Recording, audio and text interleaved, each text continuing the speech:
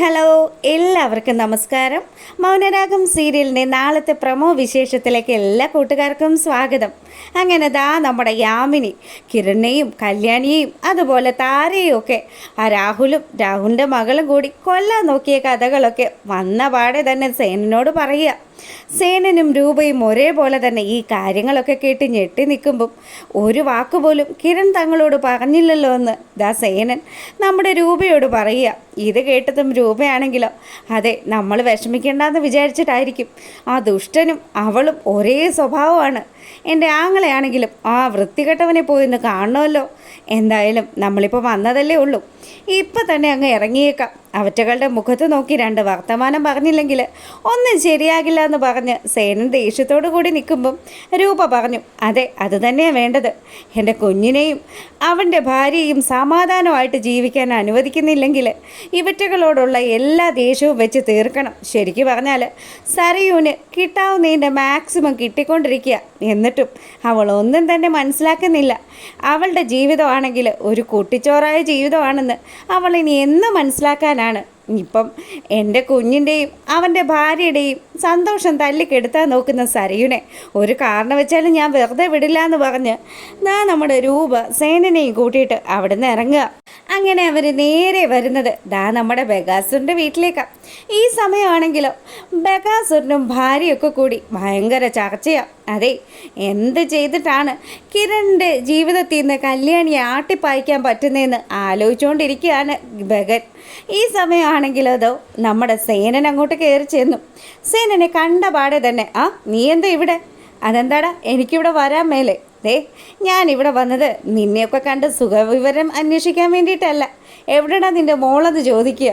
ഇത് കേട്ടതും എന്താടോ തനിക്ക് വേണ്ടതെന്ന് ചോദിച്ചിട്ട് സരയും അങ്ങോട്ട് ഓടി വരിക. സരയുവിനെ കണ്ട പാടെ തന്നെ, നിന്നെ കാണാൻ തന്നെയാണ് ഞാൻ വന്നത്.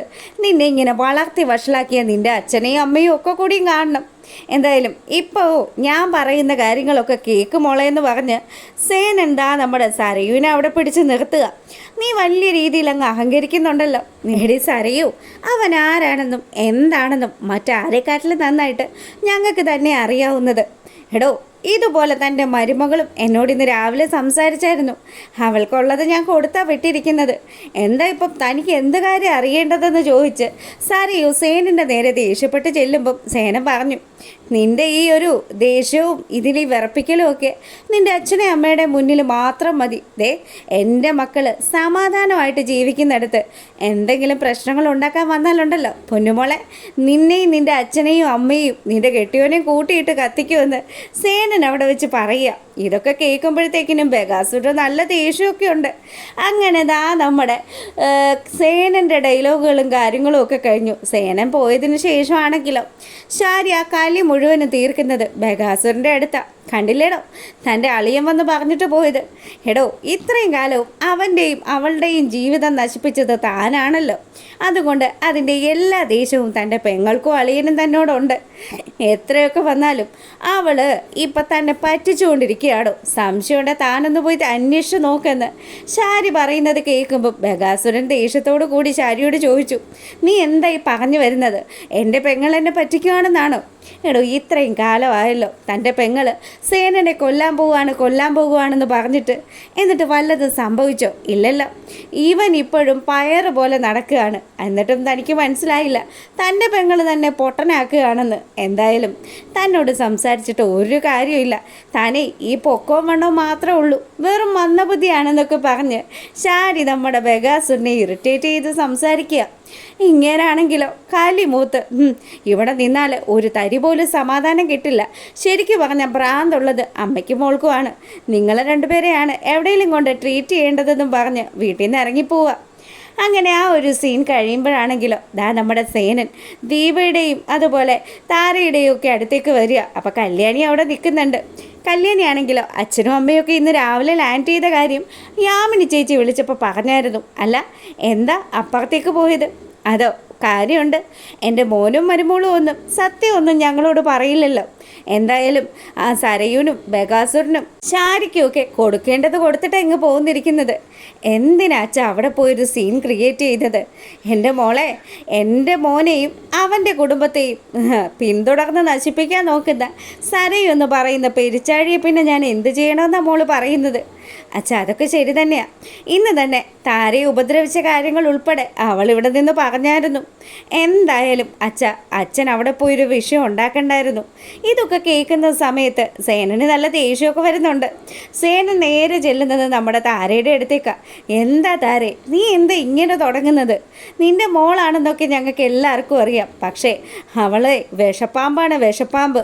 അങ്ങനെയുള്ള അവളുടെ പിന്നാലെ നീ എന്തിനാ ഇങ്ങനെ നടക്കുന്നത്?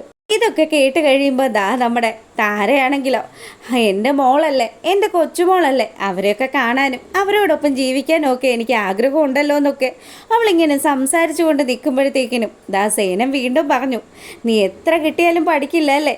ഇന്ന് തന്നെ അവൾ നിന്നെ എന്തെങ്കിലും ചെയ്തിരുന്നെങ്കിലോ, കല്യാണി മോള് വന്നില്ലായിരുന്നെങ്കിൽ നീ അവളുടെ തല്ലുകൊണ്ട് നിൽക്കേണ്ടി വരില്ലായിരുന്നോ? എന്തിനാ താരെ, ഞങ്ങളെല്ലാവരും നിനക്ക് ഫുൾ സപ്പോർട്ടുമായിട്ട് നിൻ്റെ ഒപ്പം തന്നെ ഉണ്ടല്ലോ.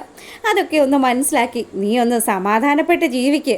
അങ്ങനെയുള്ള ആൾക്കാരുടെ പിന്നാലെ നടന്ന് നിൻ്റെ ജീവിതം നീ നശിപ്പിക്കരുത് എന്നൊക്കെ പറഞ്ഞ് സേനൻ നമ്മുടെ താരയെ ഉപദേശിക്കുക. അപ്പോഴും താര പറയുന്നത് തൻ്റെ കൊച്ചുമോളുടെ ചോറൂണ് അത് തനിക്ക് നടത്തണമെന്ന് തന്നെയാണ്. ഇതൊക്കെ കേൾക്കുന്ന സമയം കല്യാണിയാണെങ്കിലോ, അതിനുവേണ്ടി ഞാനൊരു വഴി കണ്ടിട്ടുണ്ട് ആൻറ്റി വിഷമിക്കുകയൊന്നും വേണ്ട. ഞാൻ മനോഹറിനെ കണ്ട് കാര്യങ്ങളൊക്കെ അവതരിപ്പിച്ചിട്ടുണ്ടെന്ന് അവൾ പറയുക. ഇത് കേട്ടതും താരയ്ക്ക് ഒരു തെല്ല ആശ്വാസമൊക്കെ ആയി. അങ്ങനെ അവർ സംസാരിച്ചുകൊണ്ട് നിൽക്കുമ്പം നമ്മുടെ കിരണും അങ്ങോട്ട് വരിക. അങ്ങനെ ഇവിടെ ഈ കാര്യങ്ങളൊക്കെ നടക്കുമ്പോഴാണെങ്കിലോ ബഗാസുരൻ കല്ലിമൂത്ത് നടക്കുകയാണല്ലോ. അങ്ങനെ പുള്ളിക്കാരൻ രൂപയെ വിളിച്ചു. രൂപയും അവിടെ ഉണ്ടല്ലോ.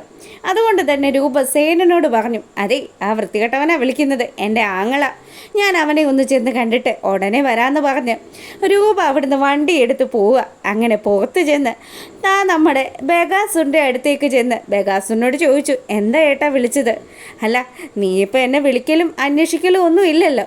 നീ എവിടെയൊക്കെയോ ട്രിപ്പും കഴിഞ്ഞ് വന്നതാണെന്നൊക്കെ ഞാൻ അറിഞ്ഞായിരുന്നു. എന്തായാലും ഇപ്പോൾ പഴയതുപോലെയൊന്നും അല്ല രൂപേ, നിൻ്റെ മാറ്റം അത് ഞാൻ മനസ്സിലാക്കുന്നുണ്ടെന്നൊക്കെ പറഞ്ഞതും രൂപ ഉരുണ്ട് കളിക്കാൻ തുടങ്ങി. എൻ്റെ ഏട്ടനെ ഞാൻ മറക്കാനോ? ഏട്ടൻ എന്താ ഏട്ടാ ഈ പറയുന്നതെന്നൊക്കെ ചോദിച്ച് ബഗാസുറിന് സോപ്പിടാനൊക്കെ നോക്കുന്നുണ്ട് രൂപ. എന്നാലും ബഗാസുറിൻ്റെ മനസ്സിൽ എന്തൊക്കെയോ ചില സംശയങ്ങളൊക്കെ കയറിക്കൂടിയിട്ടുണ്ടെന്ന് മനസ്സിലാക്കുന്ന രൂപയാണെങ്കിലോ, പറയേട്ടാ, ഏട്ടന് എന്താ എന്നോട് സംസാരിക്കാനുള്ളത്? അല്ല രൂപേ, നിന്നോട് ഞാനൊരു കാര്യം ചെയ്യണമെന്ന് ഏൽപ്പിച്ചിട്ട് നീ എന്താ അതൊന്നും ചെയ്യാതിരുന്നത്? എന്താ ഏട്ടാ, എന്ത് കാര്യത്തെക്കുറിച്ചാണ് പറയുന്നത്? നീ അത് മറന്നുപോയല്ലേ? നിന്റെ ഭർത്താവിൻ്റെ ഒപ്പം നീ ഇപ്പോൾ അടിച്ചു പൊളിച്ച് ജീവിക്കുകയാണെന്നാണ് ശാരി പറയുന്നത്. ഇത് കേട്ടതും രൂപയാണെങ്കിലോ, അതൊക്കെ ഏട്ടൻ്റെ വെറും ഒരു തോന്നൽ മാത്രം ഏട്ടാ. ശരിക്കും ഞാൻ അയാളെ കൊല്ലാനൊക്കെ പദ്ധതിയൊക്കെ ഇടുന്നുണ്ട്.